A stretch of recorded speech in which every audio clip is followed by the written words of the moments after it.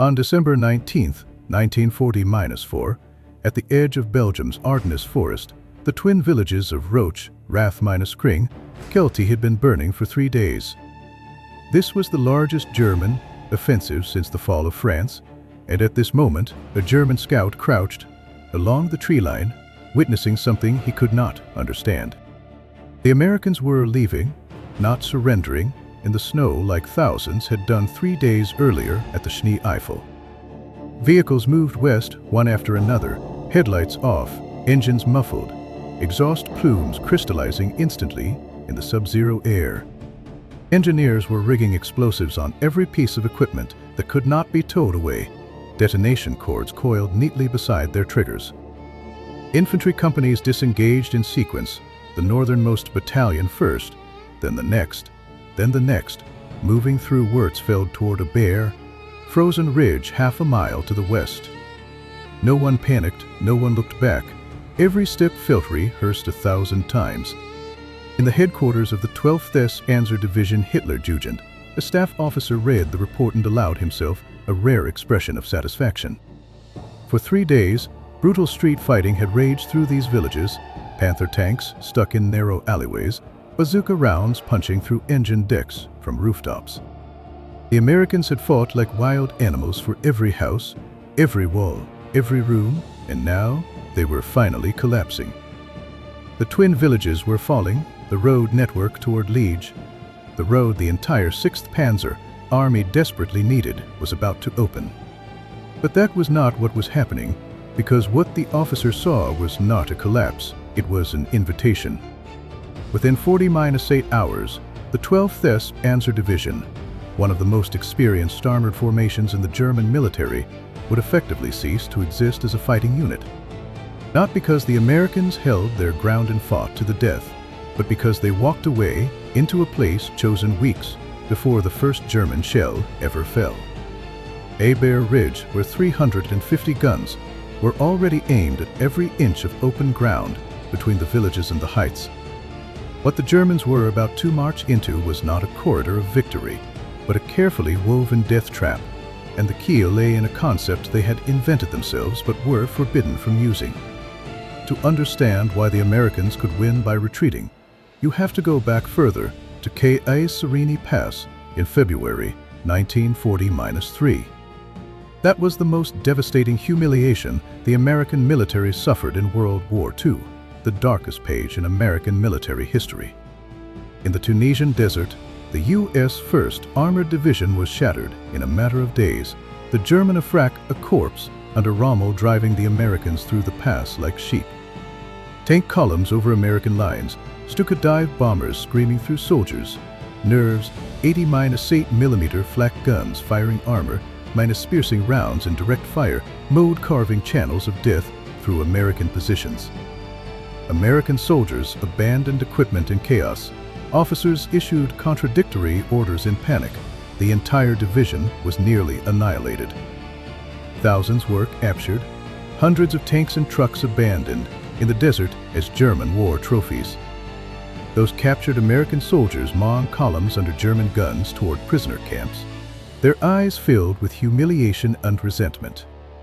A superpower's army, so easily crushed in a foreign desert, this was not just a military defeat. It was a spiritual collapse. The disaster at Kasserine shocked Washington and fundamentally changed the fate of the United States Army. Eisenhower replaced every incompetent commander, sent George Pazin to rebuild the Second Corps, and ordered a complete overhaul of the Army Artillery School. This was not a minor adjustment. It was a rebuild from the ground up.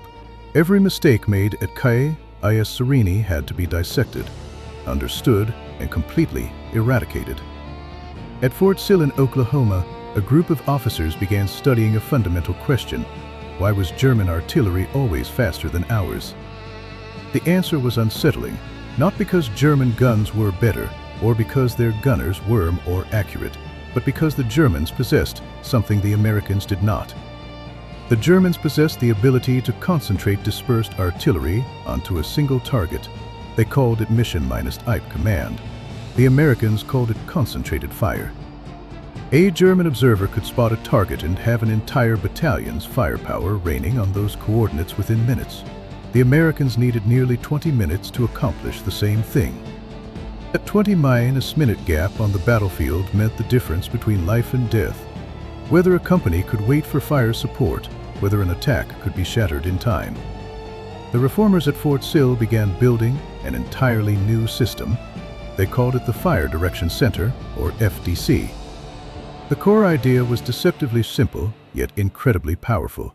Centralize all artillery firing data calculations under a single command. Any frontline observer needed only to call one frequency to bring the entire region's firepower to bear. They calculated thousands of firing solutions, tabulating variables like terrain, distance, wind speed, temperature, and ammunition type. Every possible firing zone was numbered. Every gun's range and accuracy recorded. When an observer reported a target, the FDC simply looked up the nearest calculated solution, made minor adjustments, and generated precise firing parameters in minimal time. This was not magic, this was mathematics, and mathematics was faster than any general's intuition, faster than any messenger's legs, faster than any bureaucratic approval process. In March 1940-3, with the smoke of Kasserine barely cleared, the Americans conducted their first combat validation at WWII in Tunisia. The 10th Panzer Division attacked American positions, employing the Germans' signature North African tactic, armored mass assault, crushing all resistance with a flood of steel. But this time, the Americans did not collapse like they had at Kasserine. Forward observer Lieutenant Robert twice watched from a hill as the German tank column poured into the valley. He picked up his radio and called in the coordinates.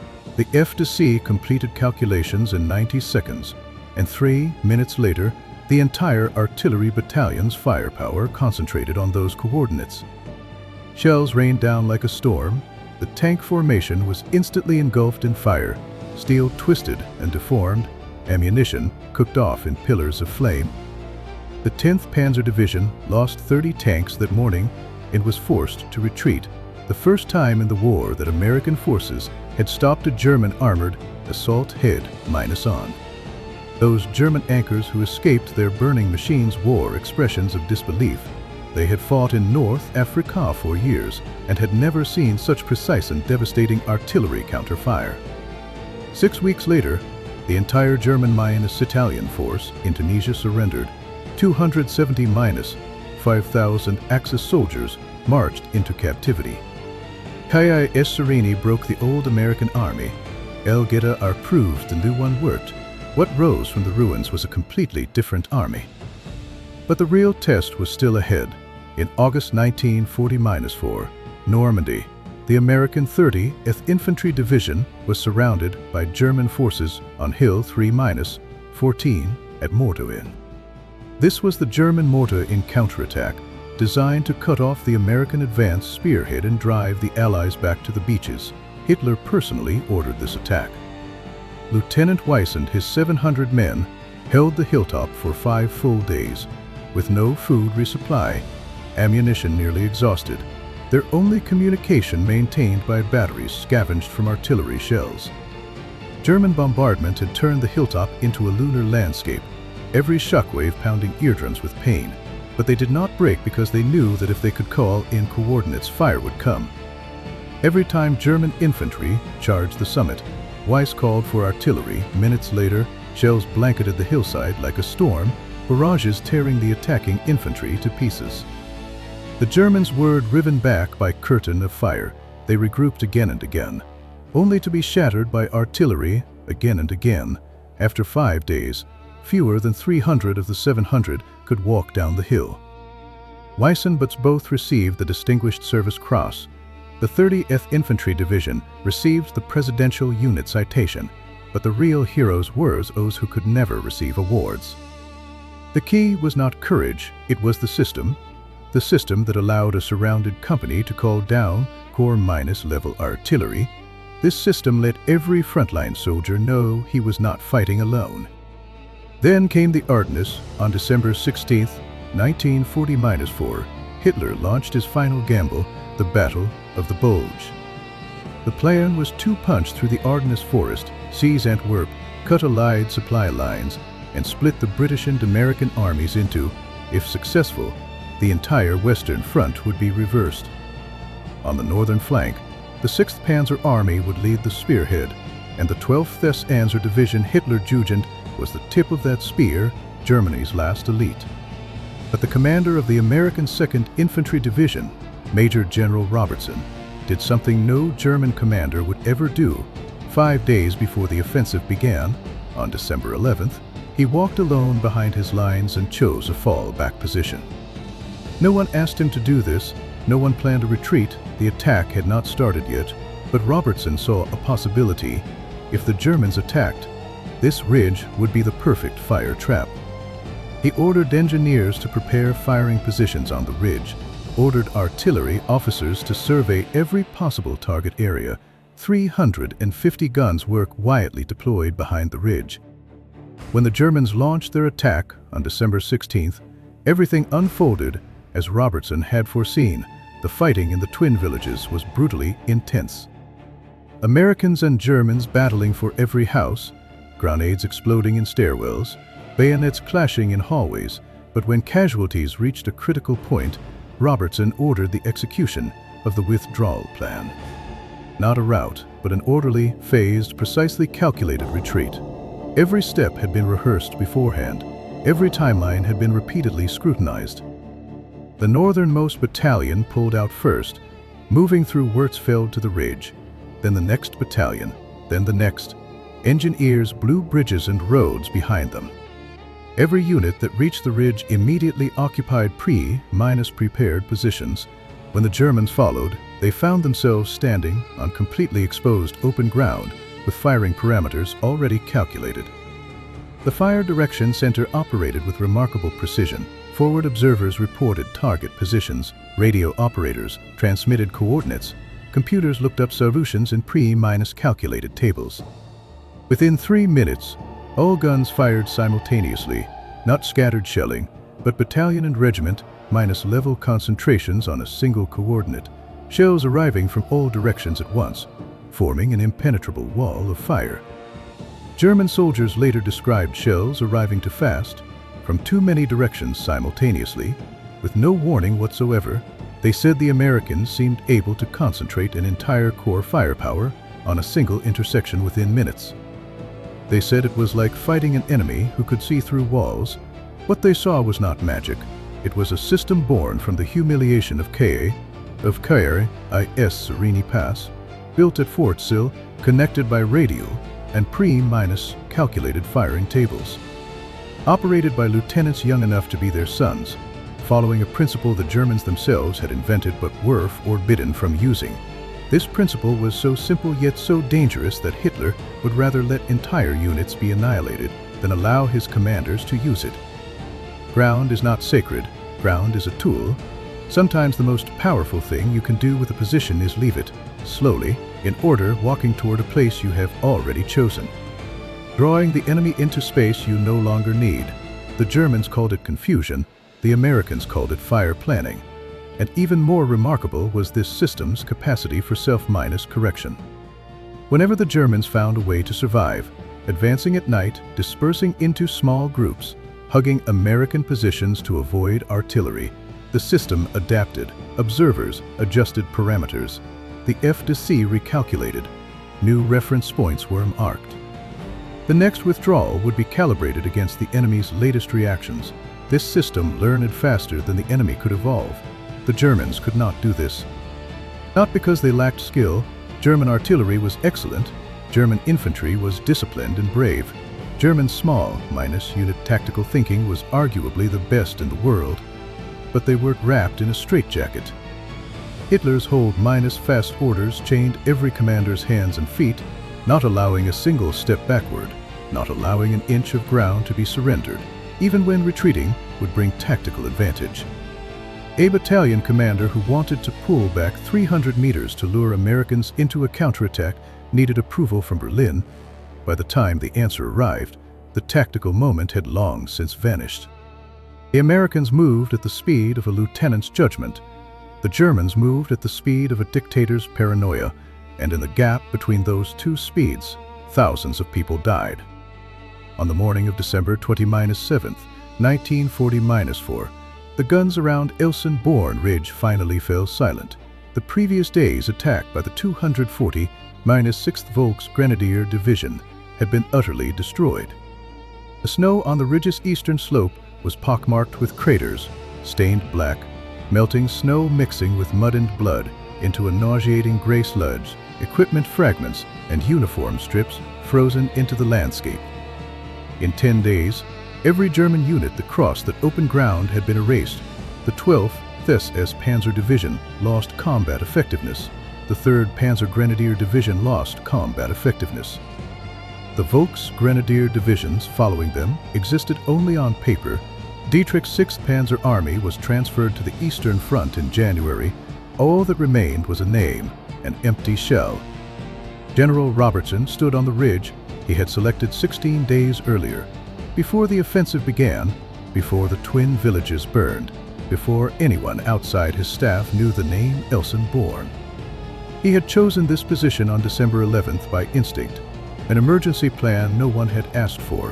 When the moment came, he executed the withdrawal all under fire, through burning villages, in sub-zero cold, against the last elite panzer divisions Germany had left, bringing his troops to a place where 350 guns were waiting to finish the job. 1st Army Commander Lieutenant General Hodges wrote a commendation for the 2nd Infantry Division that is still studied at West Point. Only for sentences, terse almost to the point of coldness, but every word carried immense weight. The final sentence read that what the 2nd Infantry Division had accomplished in the past 4 days would be forever enshrined in the history of the United States Army. Robertson survived the war, retiring as a lieutenant in 1950-4. He never wrote memoirs, never told his story on television, never tried to make the world remember his name. That decision he made on December 11th, choosing a fallback position, selecting a route of withdrawal before it was needed, treating ground as a tool rather than a trophy. That kind of decision does not make headlines. It shows up in survival rates. It shows up in the remaining years of the soldiers who lived because of his foresight. In Normandy, Lieutenant Weiss walked downhill 3-14 on August 12th, 5 days without food, almost no ammunition. His radio kept alive by batteries scavenged from artillery shells, the most primitive and most brilliant field expedient. Of the 700 who held that hilltop, fewer than 300 could walk down on their own. Weiss received the Distinguished Service Cross, so did Butz. The 30th Infantry Division received the Presidential Unit Citation. 70-6 years later, when someone finally reviewed the records, they realized this feat had never been formally recognized. At El-Gidar, the 10th Panzer Division withdrew from the valley on March 20-3, 1940-3, with 30 fewer tanks than it had entered with that morning, their hulks still smoking unscattered across the sand. This was the first time in the war that American forces had stopped a German armored assault head-on. 6 weeks later, the remaining German and Italian forces in Tunisia surrendered. 270-5,000 Axis soldiers marched into prisoner of war camps. The American army that emerged from Normandy, the American army that emerged from North Africa, was almost unrecognizable from the one that had gone in. Kasserine broke the old army. El-Gidar proved the new one could work. Morta invalidated the fire system under siege. Elsenborn validated the fire system during withdrawal. Every test made the system more refined, more lethal. In interrogation camps, in post-war reports, in quiet debriefings where defeated officers tried to explain what had happened, the same pattern repeated. The language German commanders used to describe American withdrawal revealed not contempt, but genuine confusion. They used the same word for all of it, unversed and lich, incomprehensible. This word appeared in report after report, like a sigh without resolution. They watched the Americans abandon unseemingly defensible positions. They followed into seemingly empty space, and then the sky opened. Shells raining down like a final judgment, They said they could not understand how the artillery always knew where they were. The fire came too fast, from too many directions with no warning. They said the Americans seemed able to concentrate an entire corps, firepower, on a single intersection within minutes. They said it was like fighting an enemy who could see through walls. What they saw was not magic, it was a system. A system born from the humiliation of Kasserine Pass, built at Fort Sill, connected by radio and pre-calculated firing tables, operated by lieutenants young enough to be their sons, following a principle the Germans themselves had invented but were forbidden from using. Ground is not sacred. Ground is a tool. Sometimes the most powerful thing you can do with a position is leave it. Slowly, in order, walking toward a place you have already chosen, drawing the enemy into space you no longer need. The Germans called it confusion. The Americans called it fire planning. The men in the freezing foxholes of Elsenborn Ridge, the men on the burning hilltop of Morta Inn, the men behind the minefields at WWII, they probably had no name for it at all. They just did what their training told them: pull back, call for fire, let mathematics do the killing. They did not know they were participating in a revolution in military thinking. They only knew that doing this kept them alive. Doing this won battles, and every time the enemy followed. Because the enemy believed that an army that gives up ground is an army that is losing, they were wrong, completely, fatally, irreversibly wrong. And those American soldiers who survived, those young men waiting in freezing foxholes for the guns to fall silent, they probably did not fully understand what they had done either. If you want more hardcore breakdowns of history's deadliest miscalculations, smash that like button and subscribe to the channel for weekly deep dives into the battles that shaped our world. I am your battlefield analyst, and I will see you on the next front. Until then, remember that sometimes the smartest move is knowing when to step back.